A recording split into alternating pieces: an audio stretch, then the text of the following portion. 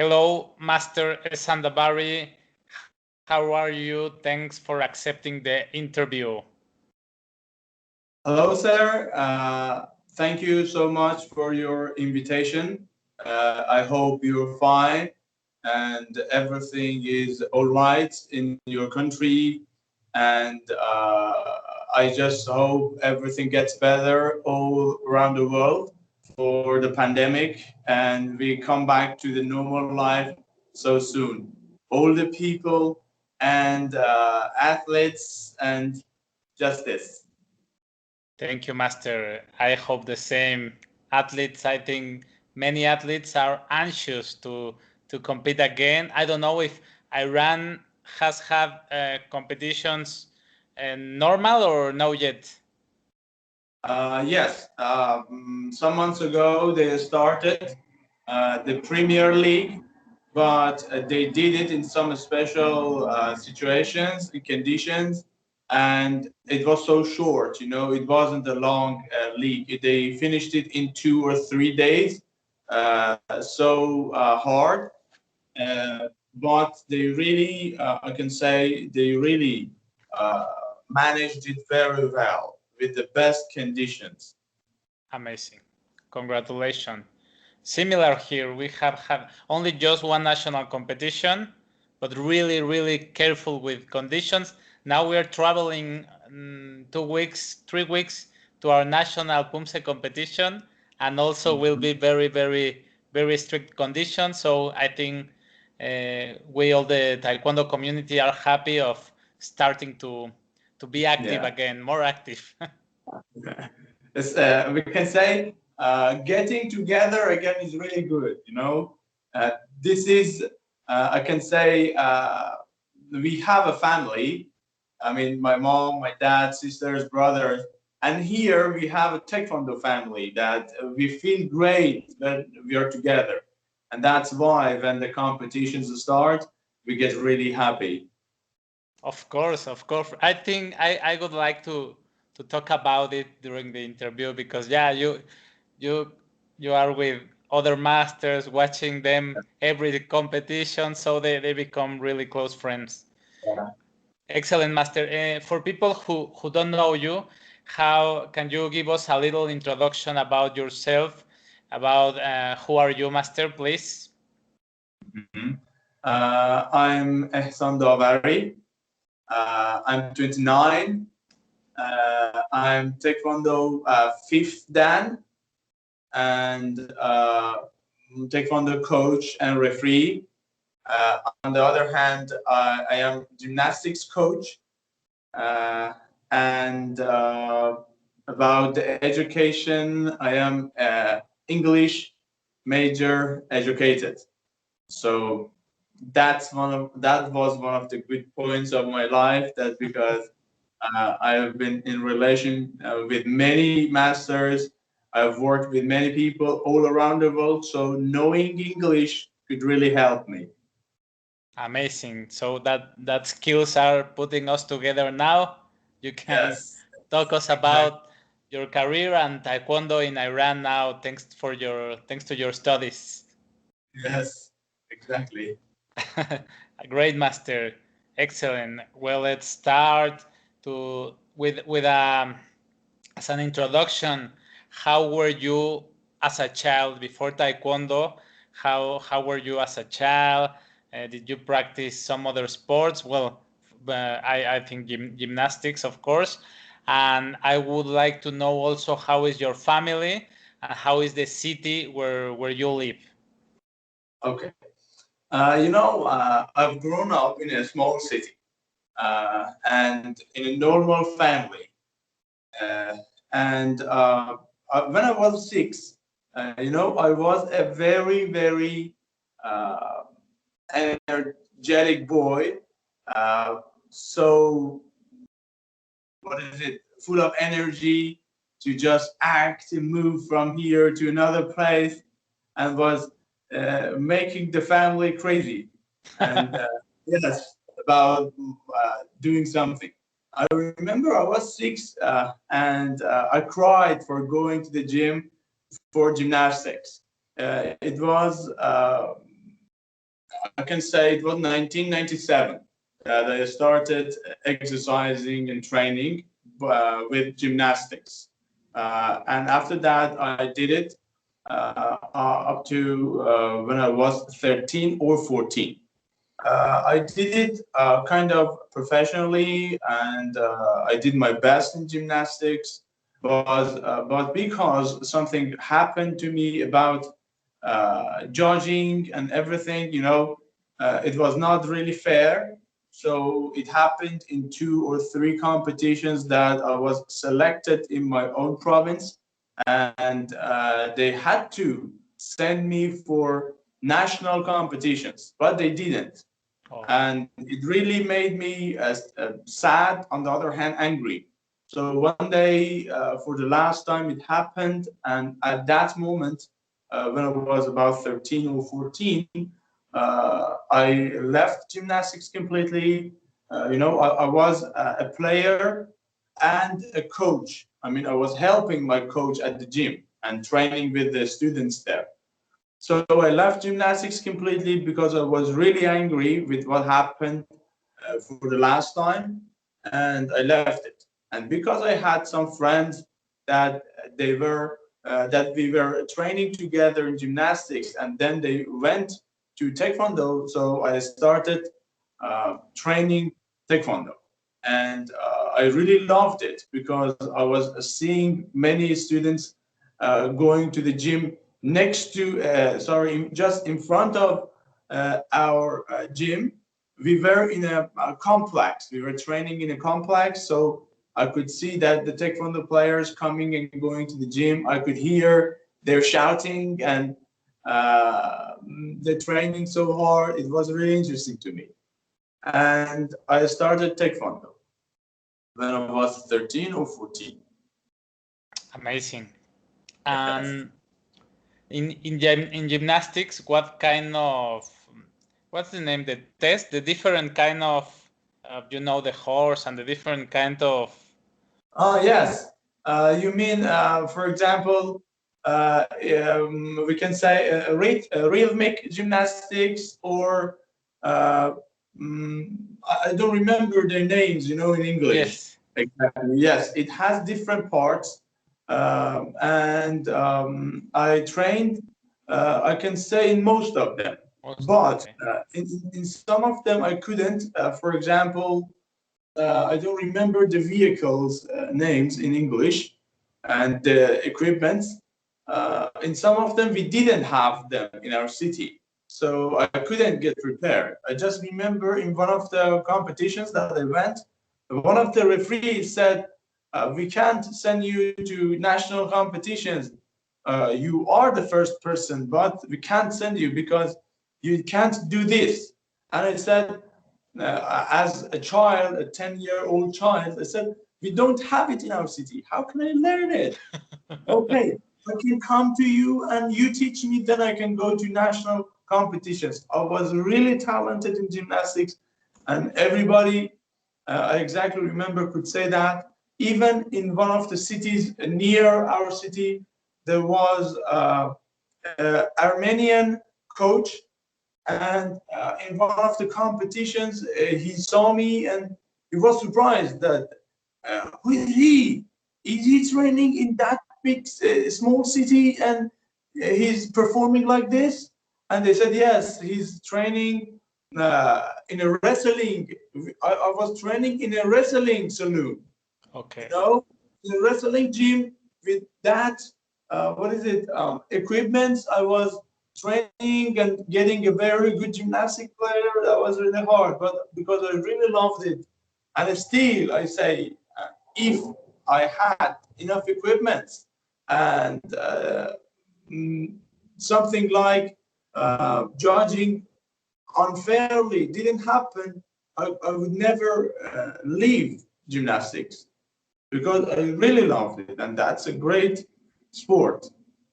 Amazing. What did you love about gymnastics? The beauty, uh, the tidiness, and the special kind of performance that they have. You should be very tidy. You should be even being handsome is important in gymnastics. You know, when you go and you want to, believe me, when you go and you want to perform, even the referees can give you some scores because of your what is it, appearance.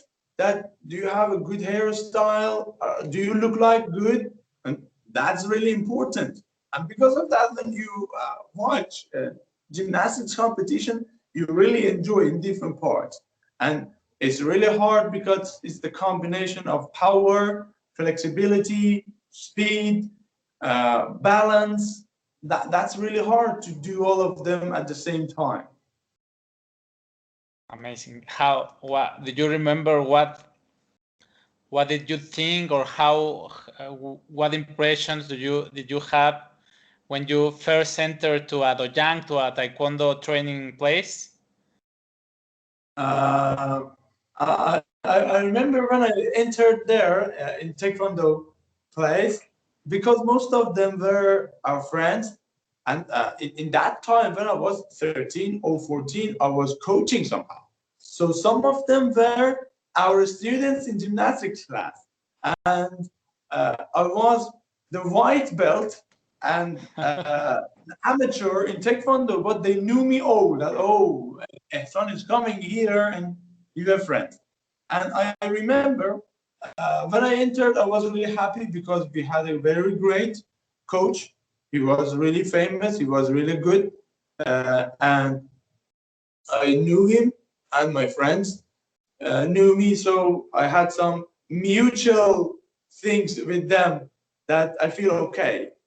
And I remember when I started, because I was kind of familiar with special behaviors of martial arts people, especially like Taekwondo, like other sports that they are from east of the world, Eastern countries like China, like Korea, like Japan. They have a special behaviors and rules even in their daily life. So when I entered, I knew that I should respect all the people. It's a kind of rule here. I remember we were training in a big gym, and every day we had to clean it. We had to clean it because we didn't have dojang there, and we were training on the floor. And I was volunteer for that always. That I was the new one. I was older than many of them, and I was coach of many of them there. But when, for example, the coach said, "Who wants to clean the gym?" I said, "I do it," and I was starting cleaning the gym, and some of my friends came and said, "Hey, come on, don't do it. He is doing it. I know that you are an amateur here, you are a new beginner, but because of your age, because we know you're not very nice." And I said, "No, I like it. I like to have some experiences like this because I am a student here, so this is my duty to care about my gym." That's what we learn in Taekwondo, to respect the gym, the coach, friends, the people with higher levels, the people with lower levels. That's what should we learn. And I'm learning. So I'm fine. I feel okay. Don't worry. And something like that. Why you were familiar with this Eastern uh, sports culture and norm and culture? Because I was going and watching them sometimes. I told you that one Taekwondo gym was just uh, in front of our gymnastic gyms, and I just needed to walk for 20 meters to open the door and see what they do. They bow and they respect. They say "Kingre," and first of the gym, end of the gym, when they want to go out, they ask permission. When they want to do something, they ask for permission. And I was kind of, familiar with that. And on the other hand, because in our city, people are kind of aggressive, so much aggressive, and they feel like fighting. They like fighting. It's a small city.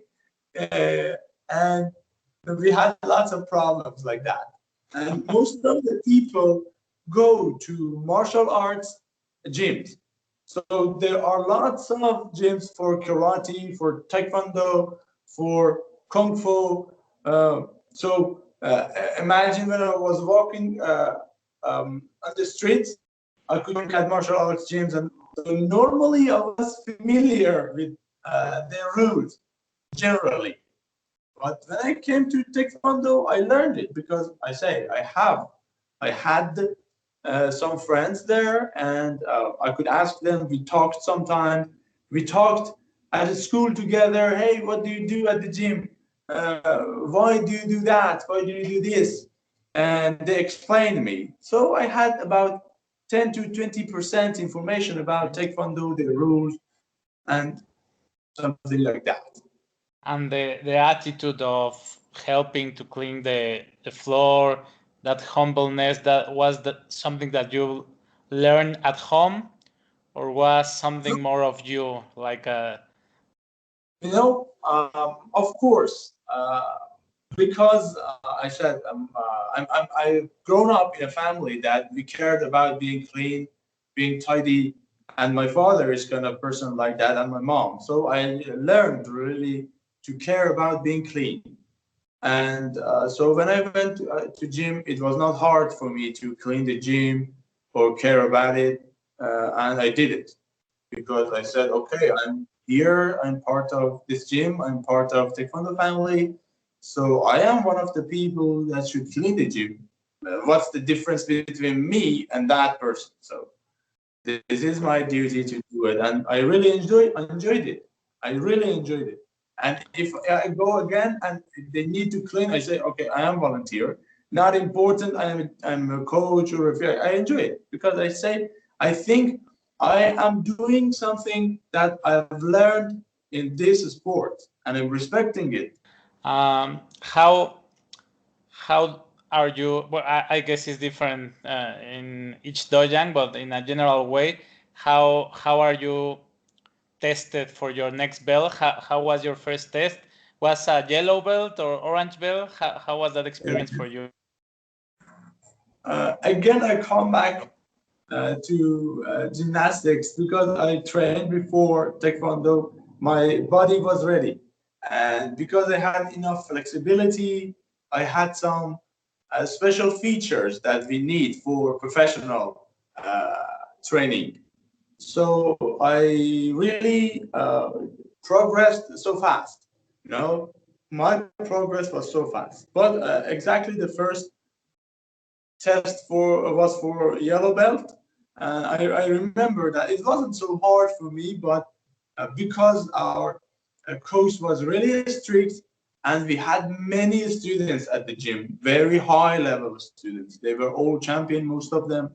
And because our coach was strict, we had to get prepared very well. We had to do and perform very well to be qualified for yellow belt. He never thought like, okay, this is a yellow belt I can give to everyone. He said, no, you should uh, pass these levels, then you can go and get your yellow belt. After that, you can get your green belt. And it was kind of like that.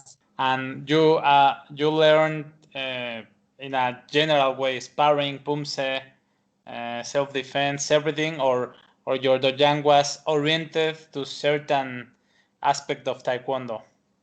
Uh-huh. I started with the sparring, and I really loved it.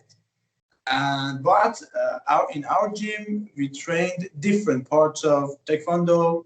Sometimes sparring, most of the time the sparring.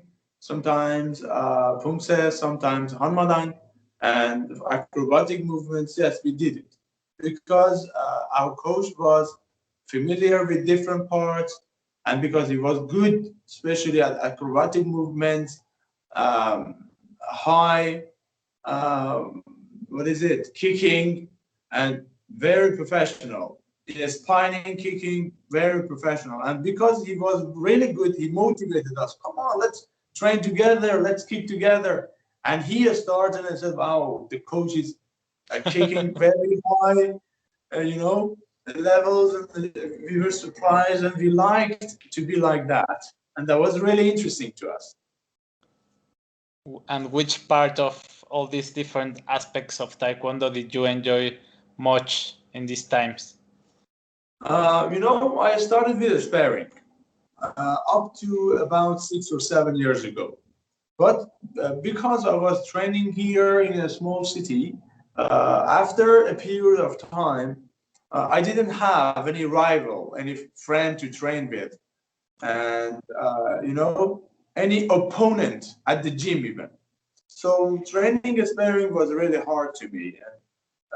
So I decided, because I was talented in Pumse too, I started training Pumse because I could do it alone. And again, I mentioned that our coach was really good. And I remember uh, our coach was selected in national Pumse team, when Mr. Or Master Kang Shinchol had a competition for national team for the first time in Iran history for Pumse. And he participated in that competition and he was selected as one of the 5 people entered the national team. But because he had some injuries, he had to leave. And he said, he apologized and said, sorry, because of my injury, I can't continue. And Kang Shin-chol said, okay. And he left.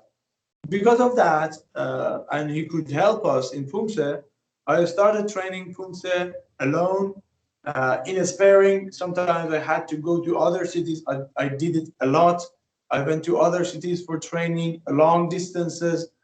I remember I took bus, and really hard for me to go to other cities, come home, study for my lessons for school, and then the hard part was making a balance with all of them. Your sport life and your personal life, education, and in some cases, parents are not that much supportive, and they when you do it a lot, they feel, oh, come on, just don't do it that much. You should care about your lessons and your education more.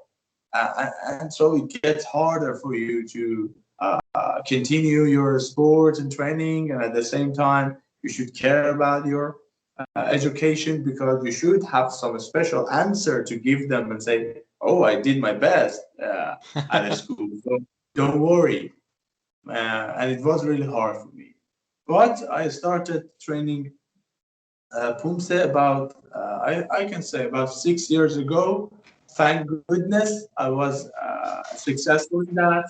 I remember in the first league that we had for, what is it? We say Pumse, not a standard Pumse. Another Freestyle. one, freestyle, yes. The first league we had in freestyle Pumse, I got a bronze medal in our national league, and it was a good start for me in Pumse. That for the first time I'm going to the Pumse and I'm getting a bronze medal among many Pumse champions in Iran. That they were really great, and they were coming from big cities, very good equipments, good situation, good coaches. Everything was provided for them. For me, I had to do all myself and ask.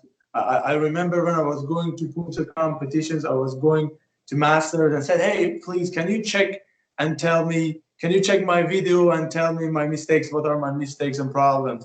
And I asked them, and then I went home, started training by myself, and trying to make them little and remove them.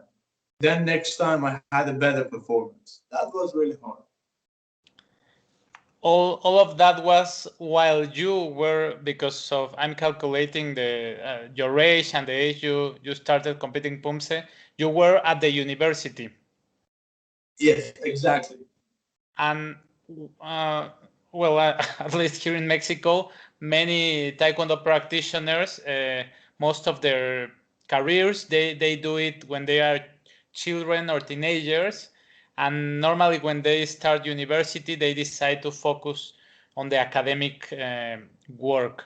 What motivated you to continue competing at a high level and training and hope and going for learning a totally new discipline, uh, being not that super young, which is something that sometimes we expect in athletes. Yeah.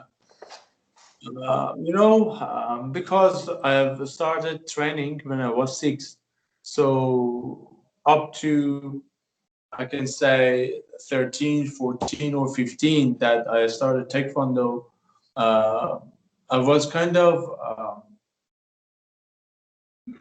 what is it?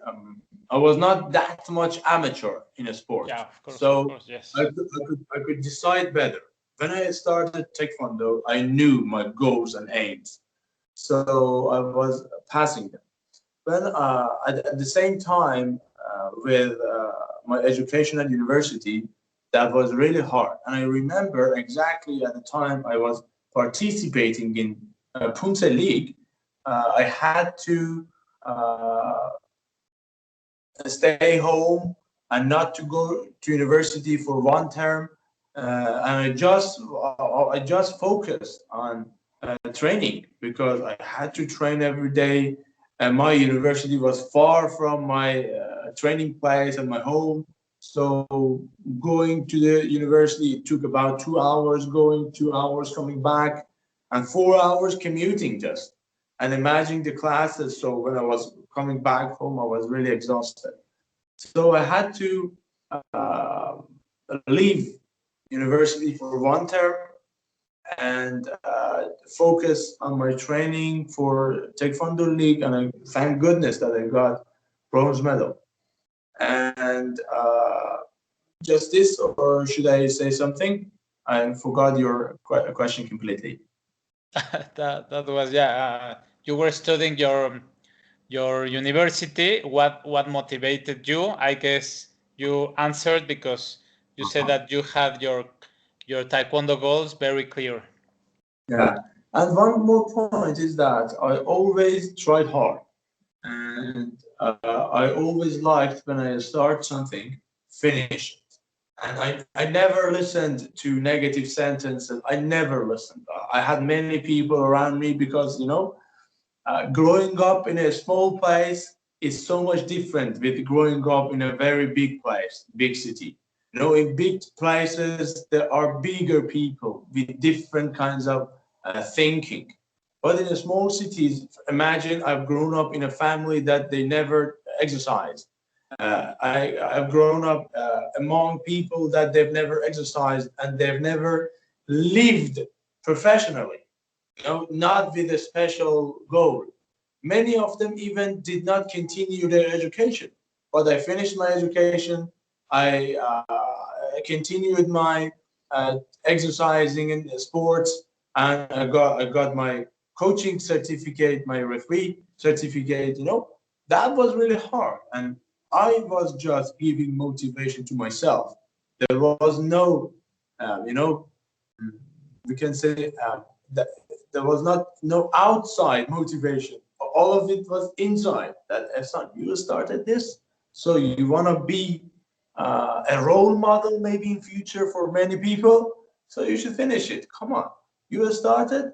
The best thing to show is that you do not quit and you keep going. And that was what I always said to myself, that you should keep going. And I was always studying about successful people's lives in different aspects, in business, in sports, education, and in all of their lives and their biographies. I read that continuing is the key point. Continuing and not quitting is the key point for success. So if you do it, plan carefully, and try to correct your mistakes, make them less and less, then finally, surely you will be successful in any aspects. Thank you, Master. Great. Totally agree with you. You mentioned before the Pumse League and before at the beginning of the interview the Premier League. How does these leagues work in Iran? Because Iran is a country with an amazing tradition in Taekwondo, one of the best countries in the world. I want to know how do you work this part of the leagues? You know, Iran leagues in Pumse and Taekwondo and sparring are different.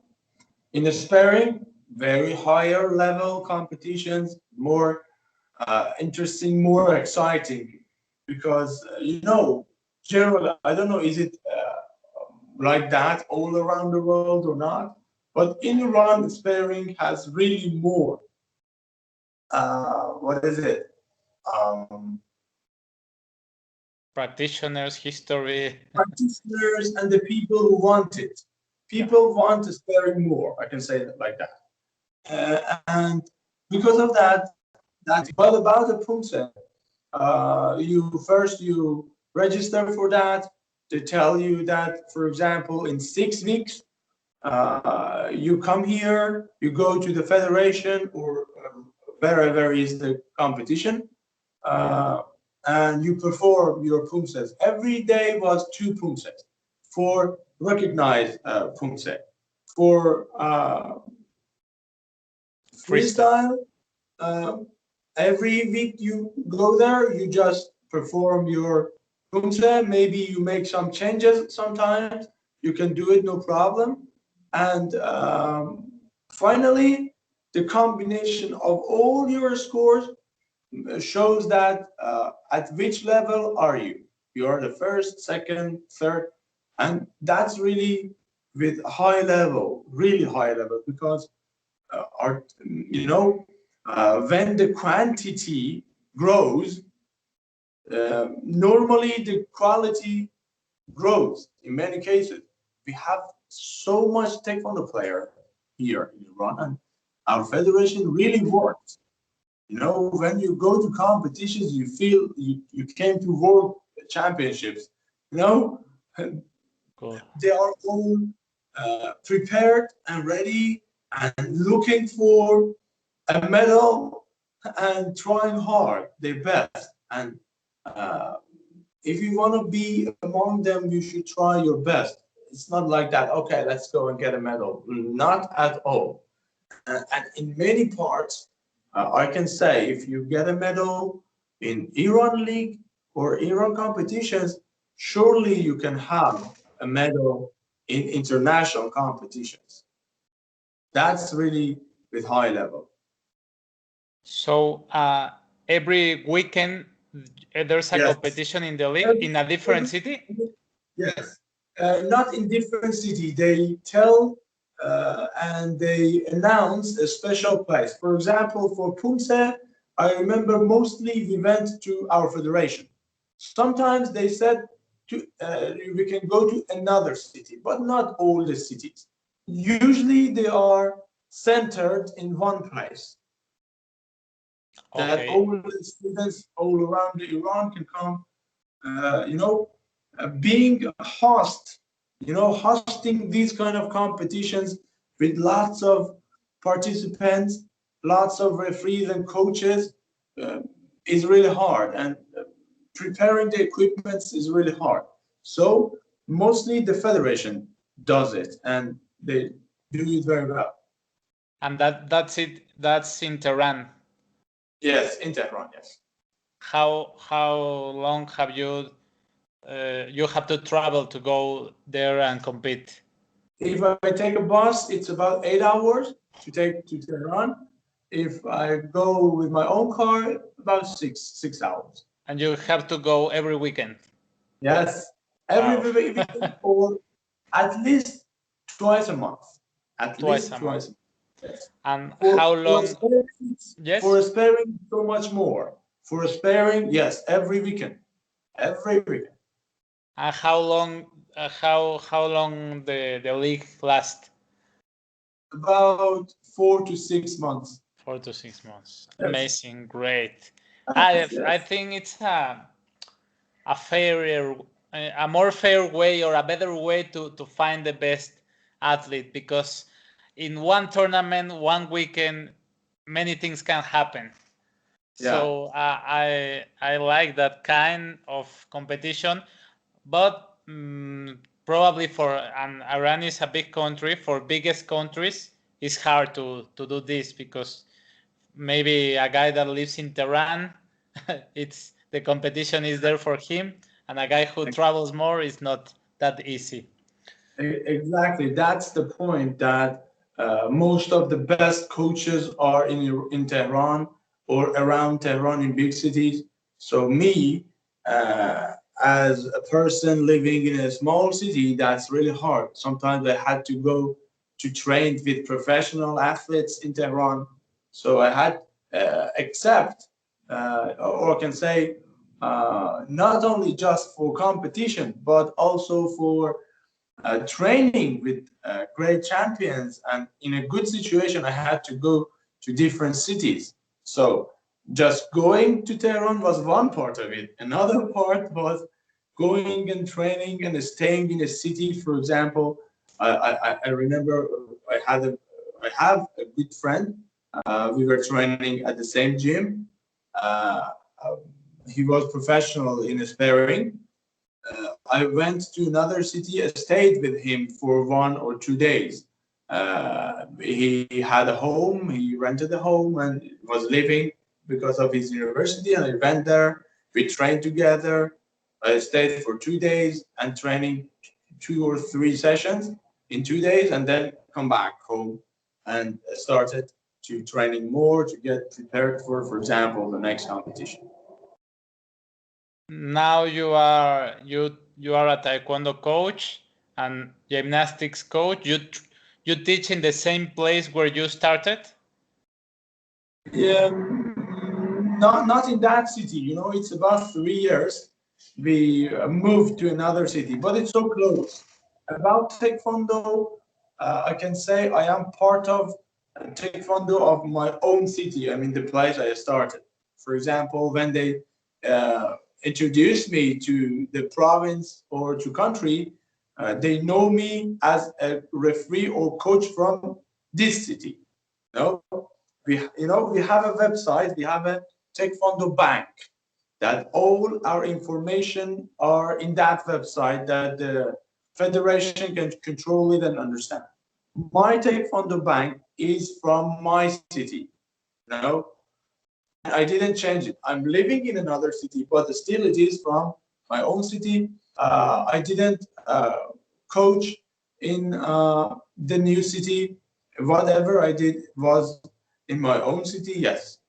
And about gymnastics too, but it's about 2 or 3 years that I'm not coaching. Mostly I am working on being a good referee. Great, amazing. I want to ask you something, some things about refereeing, how you started being refereeing. What do you like about it? Do you prefer it than coaching? Uh, I started it when I was 22, and I got a referee sooner than getting a coach. 22 or 23, I think. 23, yes. When I was 23, I got a coach, a referee, sorry, and I really like it more because of many reasons. Before coming to Taekwondo and getting a referee or coaching Taekwondo, I was coaching gymnastics. And I was angry always with some principals, some people that are responsible for an organization or place, but they do nothing. They never support the athletes. And because of these problems, I left coaching of gymnastics. And they asked me a lot, come on, why do you close your gyms? Come and uh, be active here. I said no, because of not having even very basic equipment. I cannot do it. I prefer to close my gym, but no, do not waste my time and people's time, but by not having equipment. Not very professional, even the basic ones. This is your duty as the principal of this organization to afford it, but you don't do it. So why should I work with you? Uh, then when I entered Taekwondo, I was thinking about being a referee more, and I really liked it. And when I talked to my coach, he said, "Yes, you have that kind of discipline of a referee, so you can be successful, I think." So I started when I was 23, and then when I was 24, I got the best referee in Taekwondo competitions in our province. I was selected as the best referee. I like it more because of many reasons. First of all, being a coach is really hard. You are a coach. When you want to train, you should consider about everything. Check everything about the students' equipment. Do they have, for in our country, if they want to train, they should have insurance. No, and do they have insurance or not? Uh, we should care about them. They do not hurt, no injury, no hurting. That's hard. And when you want to go to competition, you should be responsible for all of them, lots of work. But as a referee, what I thought with myself in that time, I exactly remember. I thought about with myself that Ehsan, when you are a referee, when you want to go to any competition, you just take your clothes and your suitcase and go. That's it. You get your luggage and go. No, no need to think about the other people, the students, what happens to them, what should they take, what should you do for them. Uh, I don't know, talking with a driver for a car to take them, for example, to competition. Oh, that's lots of work. And I had, yeah, now I know that you feel it completely. Because I had this experience in gymnastics, so I used all my experience from gymnastics in Taekwondo.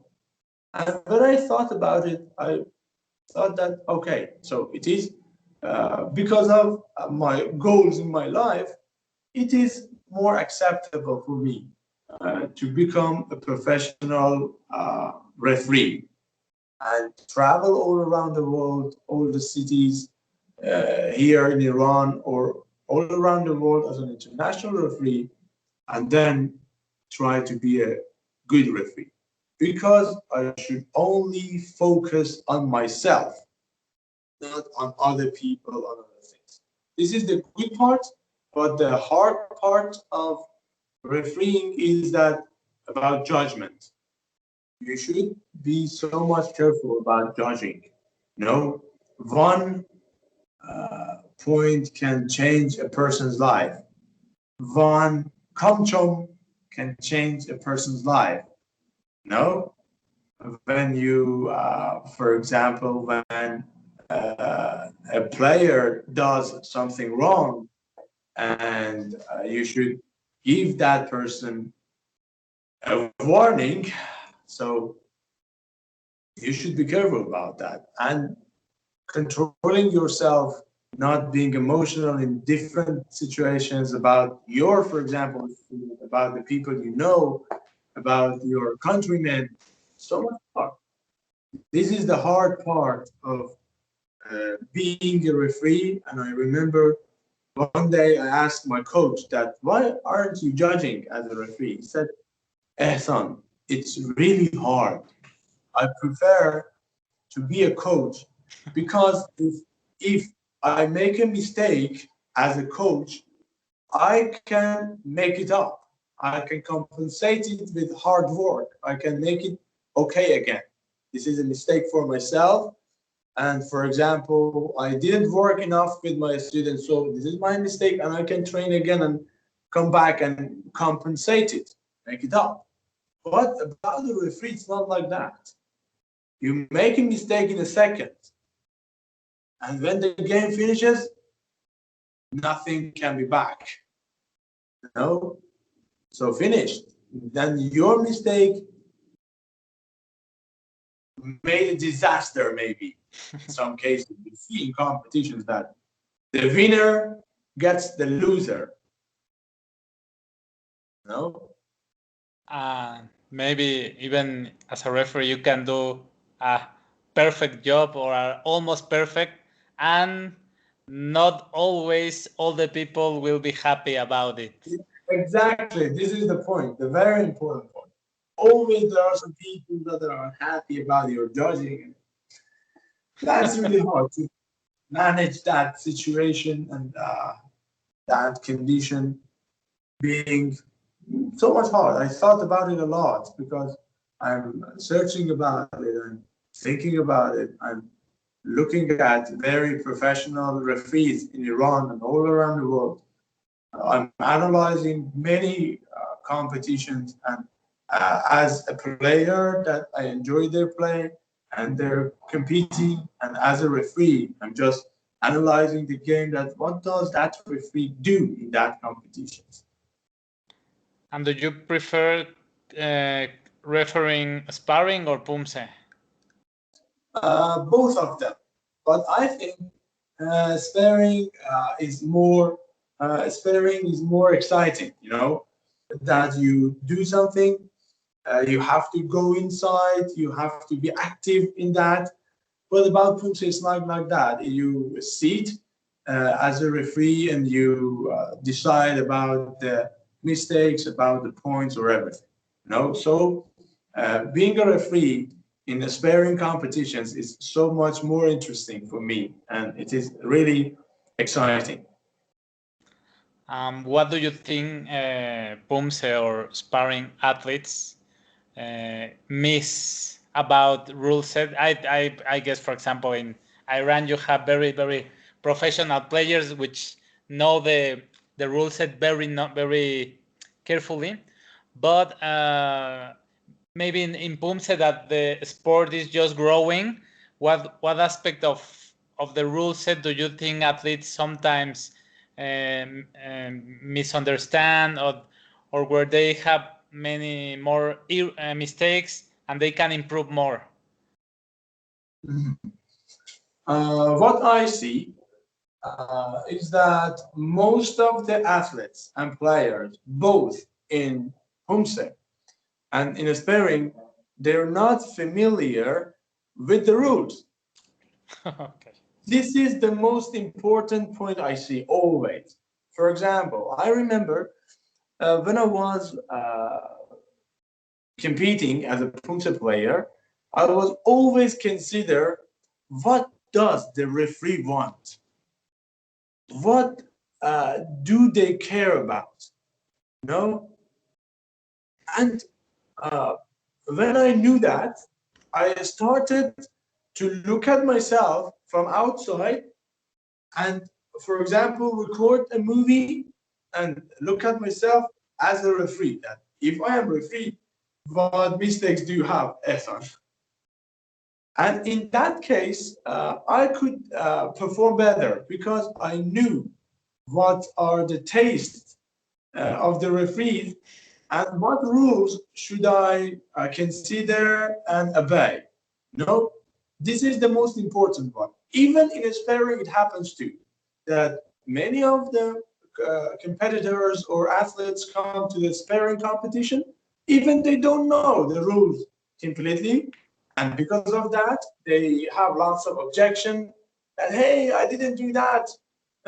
Your, for example, Kamchum was wrong. I didn't do that. So why did you give me a negative point, for example? And they can't accept it.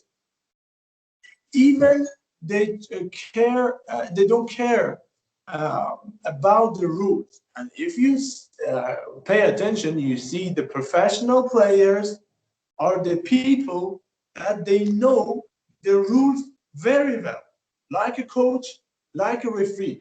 I remember in one of my clips with Ms. Hassam, we mentioned that a good player must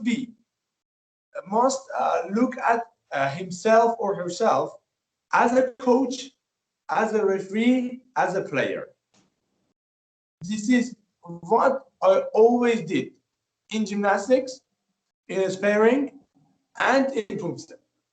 Whenever I was performing or competing, I was looking at myself like that and analyzing my competition.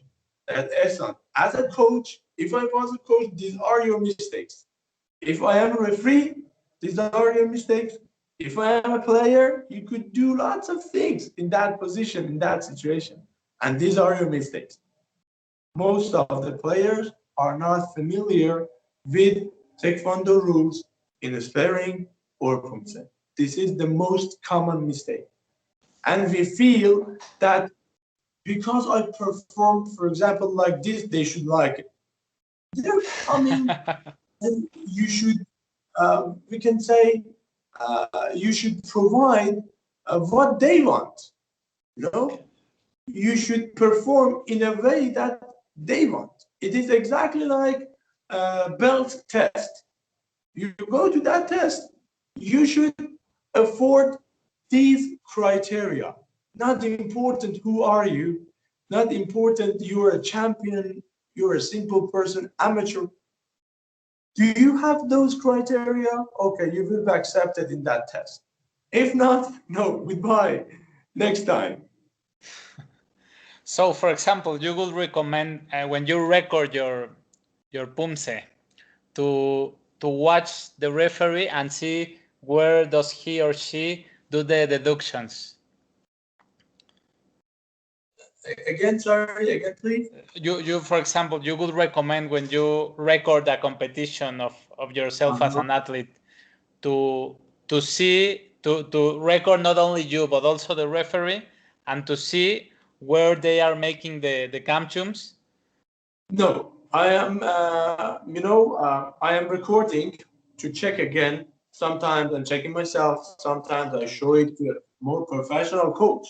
But when I look at that, surely I don't know everything, especially when you are growing.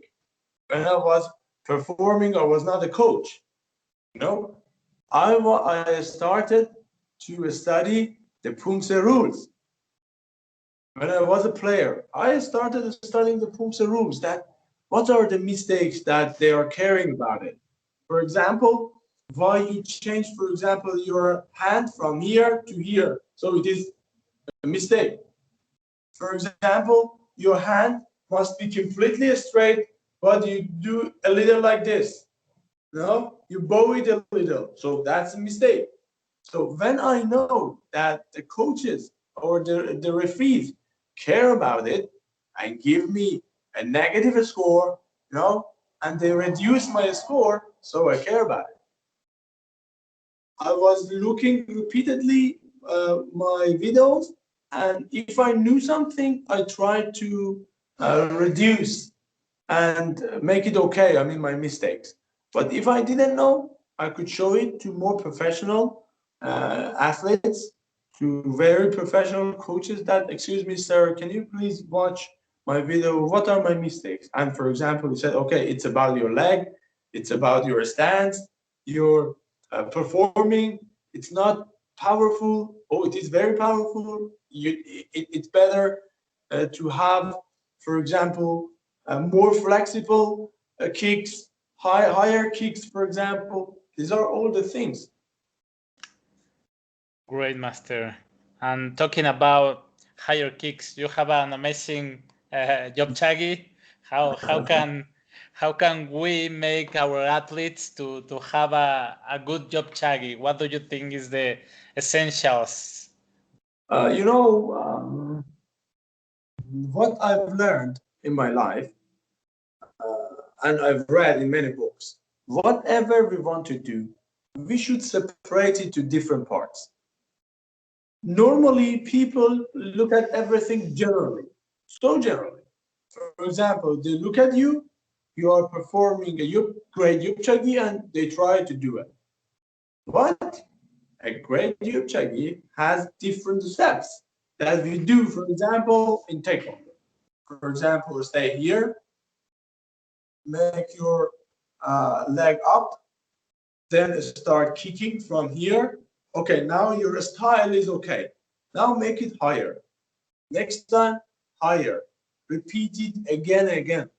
Maybe for a good yupchagi, it takes about 6 months to make a great yupchagi, or 1 year, because you have to do some flexibility training, you have to do some power training, and on the other hand, even if you do power training and flexibility training, at the same time, you should perform that technique as much as possible. You know, to understand it completely and to perform it in the best way. It is not like, for example, I want to do power training. I go to a bodybuilding gym, I try weight training, so enough powerful, let's go and perform a yupchagi. No, you should do it by performing the yupchagi itself, by repeating a lot. When you perform, for example, 1,000 yupchagis a day, so it is not only a repetition, it is a power training, because you're reducing you're increasing your ability to perform it. So a person who does 1,000 or 500 yupchagis a day, is it hard for that person to perform one great yupchagi? Not at all. And you mentioned that if, for example, if we are doing some powerlifting or something like that, we should just go and do the weights. For Pumse, how should we train strength training? How should we do strength training for Pumse? You know, I say what I've seen, okay?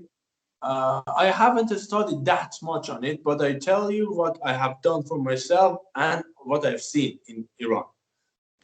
Mostly in Iran, what Grandmaster Khan did was repeating a lot. For example, I don't know, what do we say when you sit and stand up? No? Sit-ups. Yeah. Sit up. Okay. For example, he did in the national team 1,000 sit-ups a day. No, it was the power training for Khan training.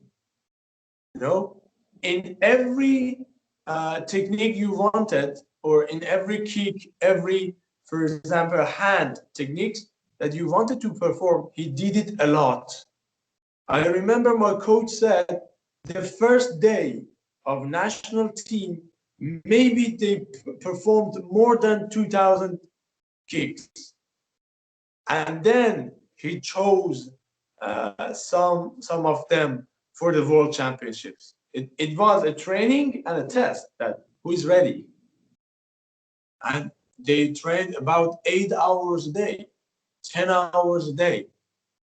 In what happens mostly here, they repeat one technique, one stand, or mostly for power training, they do it by that player's body weight. You know, mostly they do it like that, or with some elastic, we can do it too. Yeah, they use it, or very not that much heavy, maybe some weights like 1 kilogram for leg, they do it. For example, for keeping your leg here for 20 seconds, 50 seconds, 1 minute with 1 kilogram extra weight. No, they do it. But the most important one, repeating a lot. Okay, good. Um, okay, being a referee, coming back to the referee part, you need to prepare in some aspects as an athlete, because you face so much pressure. You have to be very accurate. So how do you prepare for a sparring or Pumse competition to be a referee? Do you have certain kind of ritual the night before or the morning before the tournament? What do you do to prepare yourself? Uh-huh. I had, fortunately, in my life, I had good masters and good teachers. I always say that. And I always say, thank goodness I had good masters and good teachers. That's kind of gift for me. The first day I started being a referee, we had the best referee in Iran as the teacher and an instructor of that course. I remember he said he was the translator of international book for sparring referees to Persian. He was the translator, and he was in that time he was the principal of Iran Referee Committee. That person. He said every night before every competition, I completely review everything. I completely study again all the rules. Not important, I translated this book. Not important, I studied it last night. Not important, I memorized all of them. We can forget. I learned it in that time and I kept it in my mind. Whenever we have a competition, sparring competition, the night before, I completely review all the Taekwondo rules, all of them, completely, one by one. And if I have a question, if I doubt with something, because some of the rules are very sensitive, and always there are some something to say about it, that it's not right, it happened, the referee was the guilty person here. No, it's really hard to judge in that position. I write them down, I take note, and tomorrow I ask. Or maybe that night I text a very professional coach and say, referee, and say, okay, excuse me, sir, I have challenge here. Can you help me? I have some problem. Tomorrow it's a competition. And that person explains for me completely, clearly, and that person is update about the rules. He knows the newest ones. I review completely the night before, and even I stand up and physically I train. I start imagining for myself that now it's a competition here. Chung Hung, the blue opponent, the red one, and I try to do all the hand signals. I try to even for I remember always I closed the door of my room and I completely acted like I'm in a competition. I am the center referee, or I am judge 1, 2, 3. And sometimes, if I had enough time, I even wore my judging and refereeing clothes at home. That I feel okay about it, serious. The night before, I practiced about 1 or 2 hours, about 30 minutes physically, about 1 or 2 hours studying the rules. In the morning, I woke up earlier, always, and I started the rules again. And I did some stretching for myself. Always I do it, for example, like that, like this, to get a little bit fresh and okay. That I want to be a referee here, so I don't want the first players feel that I am asleep. I am still asleep. And look at that referee, he's sleeping. He doesn't know he's in competition. No, some referees are like that, unfortunately. It happened to myself when I was a player in sparring or in Pumse, that referee is sleeping. It's 9 a.m. and he didn't get enough sleep. Maybe you have experienced it in competitions. it it has happened here, but now I remember an experience. But I should say that it was a long competition. It started like 8 a.m. and it was like 4 a.m. after the day. So some referees were sleeping, but everyone was sleeping. It's understandable. In that case, no problem. Of course, we sleep. 24 hours judging, come on. Was crazy. Yeah. Wow. Okay, Master. Beside Taekwondo, you are a Taekwondo an English teacher, right? Yes. Since how long have you been teaching English? I started studying English when I was 11. It's about 18 years. One thing I learned from my dad is that always consider all the aspects of one thing and then decide about it. Consider and pay attention to all the aspects and then decide what to do. When I was I was teenager, I can say. I decided to be an English teacher, and I liked it. So when I was at high school, I started to be more serious about getting better and better. In that time, I was going to English institute, and then entered the university and studied English.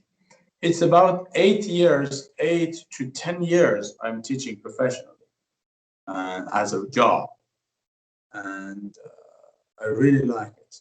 I know maybe it is a lot because I'm 29 and teaching 10 years, it means uh, that I started teaching when I was 19 or 18, even I can say. And that's what I loved all the time, you know, and I really enjoyed teaching English. And every day I do it. I have some other things to do, not just English teaching. I'm doing some businesses. I'm working with different people. I have some relation with Taekwondo and being a referee or coach. I enjoy it. This is my life. I say I really enjoy to be part of the Taekwondo family. And so it's about 10 years teaching English. Very interesting for me. When I teach English, I really enjoy it, and I never get tired of being in an English class. Oh, let's finish it. No, no. Continue it when they say, okay, it's finished, the time is over. So, okay, over. If I don't care that it is, for example, exactly 75 minutes a class or 90 minutes. No, maybe it gets 2 hours. Not important to me. The quality is important to me, and did I teach very well? Did that person learn what I say? If it happens, that's perfect for me in every session. Amazing. How is a day in your life? Again, how is a day in your life? Do you have certain routine? I guess you exercise. How is a day? How do you organize your day? You mean during the day? What do I do exactly? Yes, maybe I do exercise in the morning, teach in the afternoon. How? Okay, got it. Mostly I wake up in the morning, and so I have breakfast. I do my works. Maybe I study. Mostly I don't have any English classes in the morning. It's for myself, for my self-study, for if I want to go out and do something. If I want to do some businesses, I do in the morning. But my English and afternoon, I go to the gym. These days, I'm not training Taekwondo a lot because of the pandemic. Many of the gyms were closed, especially in my city, and because of not having good situations, many of the coaches had to do other works. So it got a big problem for us. So I started weight training more. So about 3 to 5 sessions a week, I go weight training. Sometimes I go running. Sometimes maybe for fun I train Taekwondo. In the afternoons, mostly I have English classes, and then with the family. Great, Master. Well, Try sorry. to do always I try to do something good during the day that I feel better. Oh, okay, I did this, so today was better than yesterday. Every day I try to do that. Good. Difficult to achieve. Yes. do you have any other hobby aside from Taekwondo and sports? My hobby, honestly speaking, is to learn something new. And I believe that when you improve your skills totally and finally you get more successful than before. For example, maybe 2 years ago, I didn't know how to work with computer very well, but I know it. So you can help uh, in different aspects of my life. Other hobbies, yes, I'm doing some businesses. I'm trying to learn some skills about doing some businesses. And these days, that's my hobby. Or totally, I can say as a hobby, I enjoy watching TV, watching movie, not TV. I don't watch TV at all. I Okay, just sometimes just I movies. watch some movies that they have something to give me. They are motivating me. They are giving me some information. And mostly I'm into science fiction movies and documentary movies. Love them. These are my Okay, like which one? One or two movies that you like? Oh, about the science fictions, or totally the best movie I've ever seen is Interstellar. Interesting. Okay. Interstellar. I don't know, have you watched it or not? That was the best movie I've ever seen. By far, it was the best movie. And about documentaries, I watched different movies. And about actions, I liked Fast and Furious. Fast and Furious, I don't know, 8, 9, or uh, yeah, some movies that they give me something. I like them. Great. Sometimes action movies are good for me. You are the second guest of the podcast that recommends Interstellar. Master Dan Yeah. Chuang from the USA also Oh, recommended that one. And I that haven't was, seen one. I've seen some others of it's, his. it's about 3 hours movie, but I'm sure if you start watching, you can't stand up and go away. You just sit and watch it, and when it is finished, you just think, what happened? If it happens, what will it be like? You know, there are lots of questions in your mind after watching it, and this is the good point. I like it. It completely changes your mind. That how does the world is working? What's happening in technology? If this happens, what will we do in near future? I like these kind of movies. That's why mostly I watch secret movies or science fictions and even documentaries. Excellent, Master. Is there a book that you've given most as a gift? If not, can you mention to us 1 to 3 books Yes, that most impacted your life? mostly I myself read the books that are about the lives and experiences of successful people, and they are all related to success. I like these kind of books.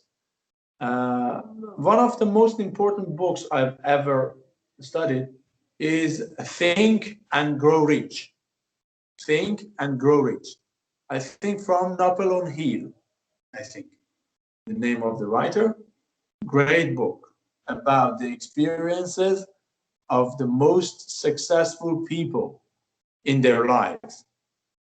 That what happened, they continued their work, so finally they got success. Another book is The Compound Effect of Darren Hardy. I really loved it. A great book. Compound Effect. It talks about the simple things we do in our life can make big results. For example, every day running, for example, 30 minutes, maybe it's not a lot, but after 1 year, that's a lot of training. Studying 15, for example, minutes a day, not a lot. But after a year, you see you have studied 100 books. You know, talks about these kind of things, and I really liked it. Another one was uh, the Miracle Morning. The Miracle Morning. That was about the benefits of morning, and if, for example, what happened to successful people that they woke up early every morning, and what's the difference between them and us, and that's a really good book. These are the three of the books that I remember, and I know them in English name, and lots of other books that they were all about, I say, athletes, about successful people's lives, about their experiences, motivational books, the books of Anthony Robbins, Brian Tracy, these kind of books I study a lot. Is there any book that you could recommend us to know more about Iran or about the Persian culture? I don't know any special book, Okay. no, because I myself have studied separately and from different places, from different books, different sources. But these days, you know, you need just to Google it. The history of Iran, the culture of Iran. There are lots of sources to study. But Great. if you like, I can find and then let you know. Is there any purchase of less than $100 or the equivalent in Iran money that has most positively impacted your life in the last 6 months?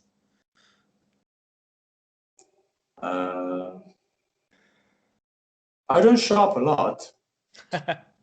Yes, when I need or when something is good for me, especially about the books or sport equipments, I shop easily. But I can say no, Okay, no, not a lot. it's No. fine. Do you have any No, specific? Yeah? during the pandemic, because we don't go a lot, Yeah. so we don't shop a lot. You know, maybe if you ask me about 1 year ago, I could say answer better. But these days, I'm really staying home. My classes are online, just going to gym and coming back, not going anywhere because of Yeah. my family, because of caring about the pandemic. You know, that's why I said no. I don't remember exactly. Yeah, one master answered me a mask or a pajama because all the time Yes. in my home are in pajama. Yeah, for me, that's the answer. The mask. Yes, completely. A good mask. Do you have any specific failure, maybe a favorite one that set you up for later success? Uh, they're not failures, you know. They are something we learn. Uh, I remember, yes, when I was 17, there was a competition. Uh, I got a gold medal in that competition. And when we went, sorry for the noise they're building here. And sometimes there are some bad news. Uh, when we went to the camp, training camp, something that happened that they deleted me from the list. And that was my own mistake. That the coach asked us to compete together with another person that he didn't have a medal even in that competition. And I didn't perform very well. And I felt like, okay, I'm so much better than that person. He's nothing, for example. And I was good, but not perfect. For example, I could knock him out, but I didn't. You know, I was so much better than him. And something happened that it was unfair. But finally, it resulted in removing me as a player in that team. And after that, I learned that competition is competition. and it's not finished until you finish it. So after that, I trained harder. In any chance I had, I did my best. And exactly, I remember that some people called my coach that, hey, happened this to Ehsan, and you can call the team coach and talk to him. And my coach said, no, he should defend his own right. If the coach decided that he was not good, maybe he was not good. So he had to perform perfect. And I said, yes, you're right. I accept that.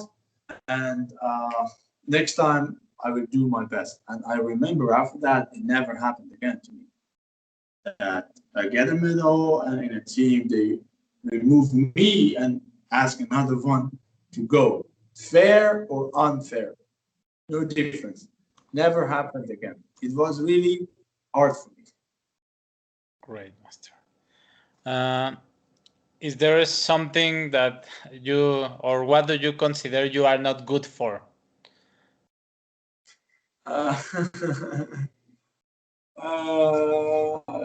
Good for, I can say with computer, I'm not good for computer.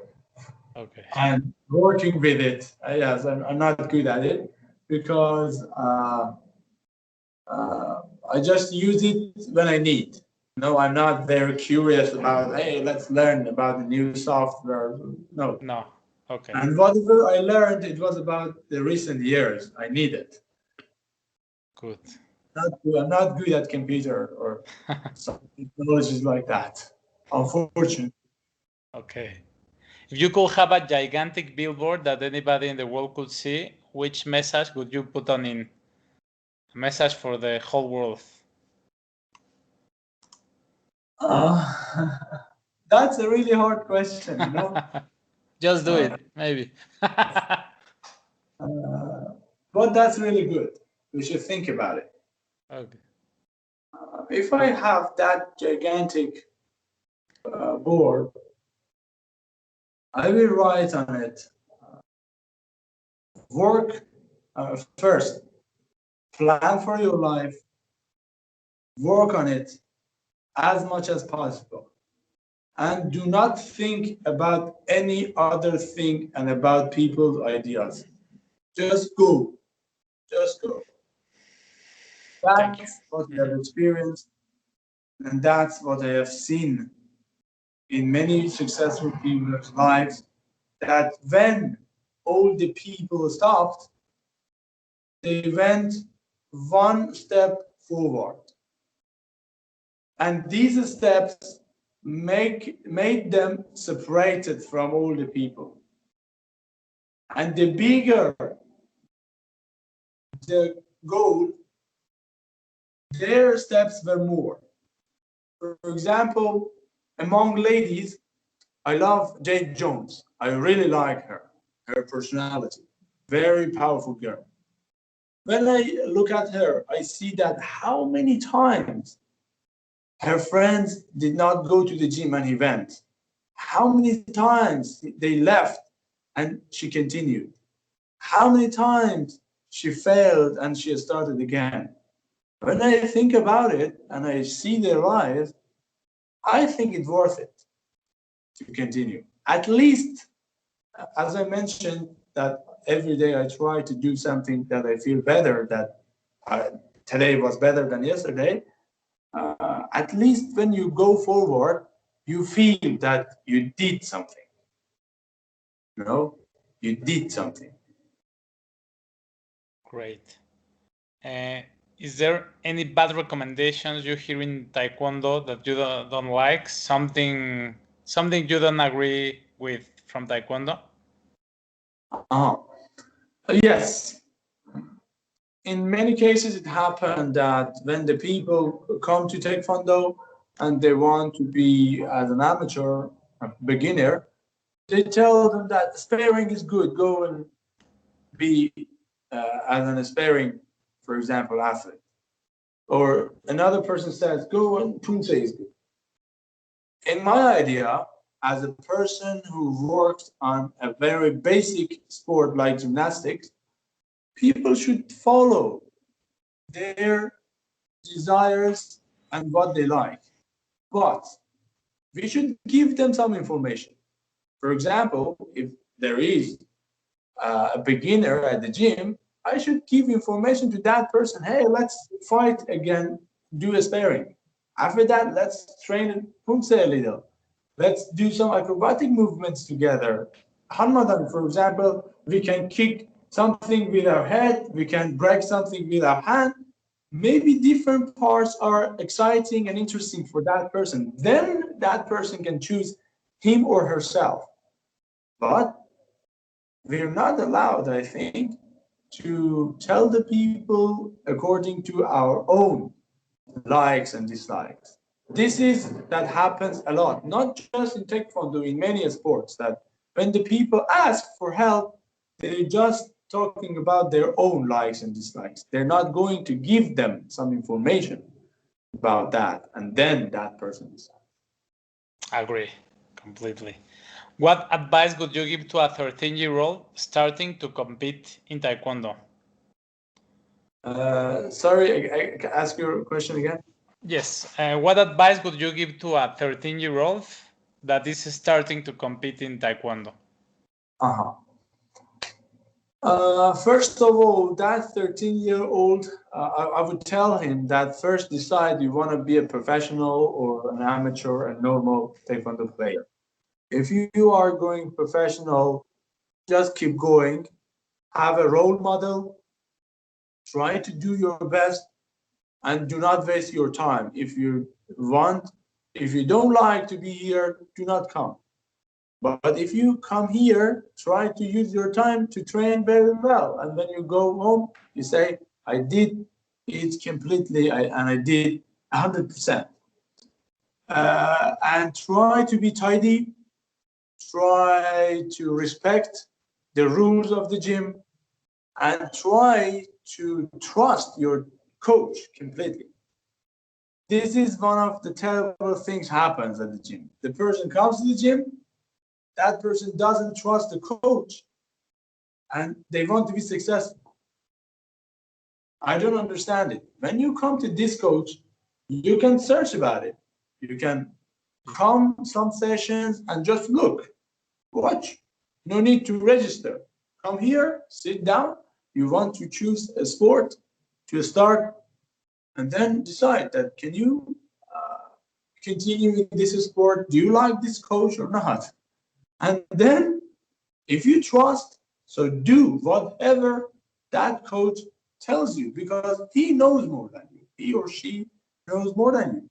So trust completely and try to do your best. Perfect, Master.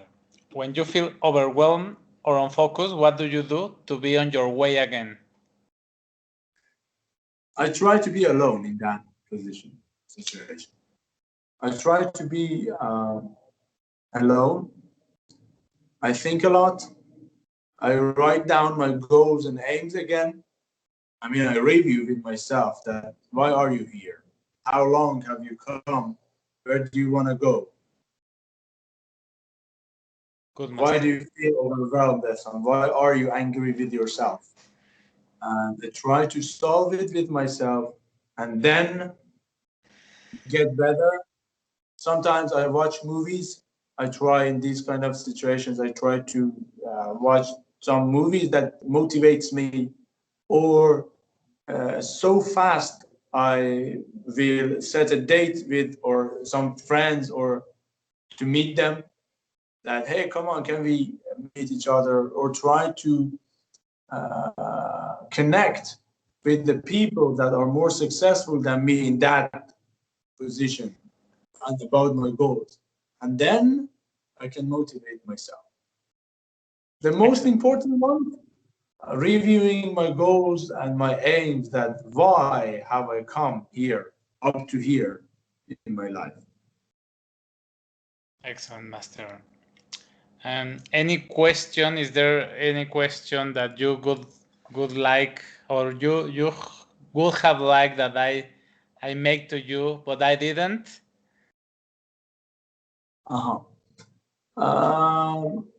Yes, now it popped up in my mind. I think sometimes, because I always ask it from my students, that how much is important the role of a coach and family in your life, in your success.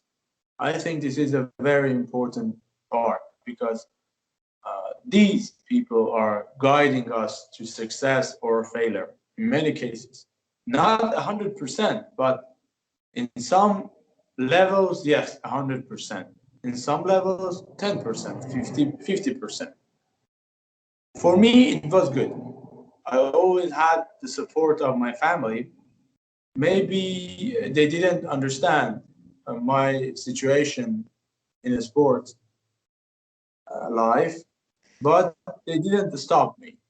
They said some sentences that made me sad or unhappy because they didn't understand me. But they never stopped me. Come on, you shouldn't do that or something like that. No. When they saw that I'm really certain about something, they really supported me, especially when I was young. I didn't have money, so I needed their support about money at least. And on the other hand, my coach, that my coaches in gymnastics and in Taekwondo, they were so close to me that I talked to them about the things that I've never talked to my family. And that's why I always say, thank goodness, I really had a good family, good coaches, and masters in my life. And I really appreciate that. Thank you, Master. It's been a pleasure to talk to you. I really enjoyed the interview. I hope you too. And I hope our listeners and viewers could have a great time learning from you, Master. Is there anything you would like to add? Thank you so much. No, nothing. Thank you so much for your invitation again. That was a great pleasure for me to talk to you and all the people who will see us. And I hope my experiences can motivate some people at least, that life is just going on. You know, the train of life never stops for us, so we have to keep moving. Otherwise, we lose our chances. That was a great pleasure. Again and again, I hope and pray that this pandemic finishes as soon as possible and we come back to our normal life. We lost many people during the last year or months, and that was really hard. And I wish you and all the people around the world the best and with great achievements. And that's it. Same best wishes for you, Master, and your family. How can people contact you if you want to be contacted? I've got an Instagram ID. I have Facebook. Uh, and that's it. Just my Facebook, my phone number, my Instagram. Okay, perfect, Master. We can put your Instagram in the show notes. Yeah, no problem. My Instagram, my Facebook address, my phone number, even no problem. If I can help, I will be happy to help. Thank you, Master. See Thank you so much. soon. See you soon.